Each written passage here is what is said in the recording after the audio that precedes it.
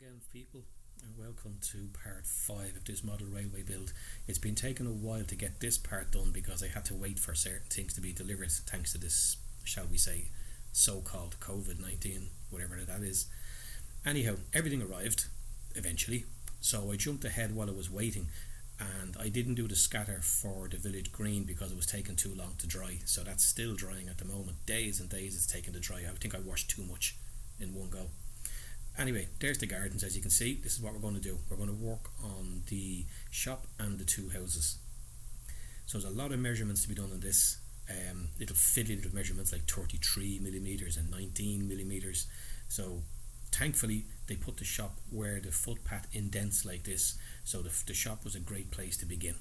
I used that as a starting point. Now there's the gaps between the houses, and all that. The houses and the shop are the same size, so I could use the shop to measure up everything. So it was cool. As you can see there, that's where the first house is going to go, marked out. There's the gap with the side entrances to the shop, and again the gap with a little bit of green going down to the next set of houses. So fiddly but okay. But here was a real fiddly part, was outlining the gardens. There was so many things to measure. It was unbelievable.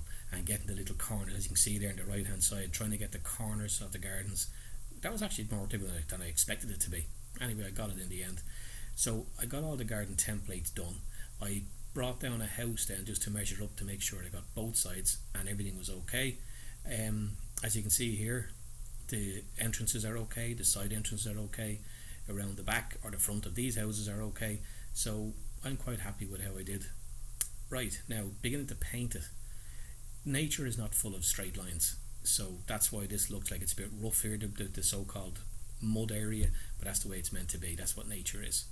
Now part of the reason for the delay was getting these cards, because originally when I built this street, as you can see, it's very flimsy, it's very floppy. The instructions do say to use 2mm card, and I thought I'd get away with just normal grey card, but no. So I ordered this stuff, and that's what took so long to arrive.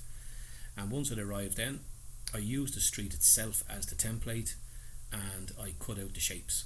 However, the boards were not large enough, so thankfully I ordered a few, so I had to kind of cut them all together and patch them up all together.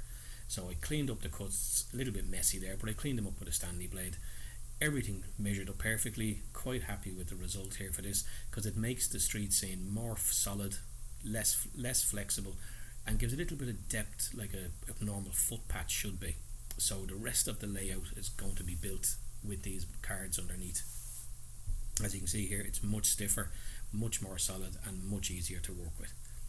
So I think it's on we go to the next stage, and thanks for watching. See you soon. Bye.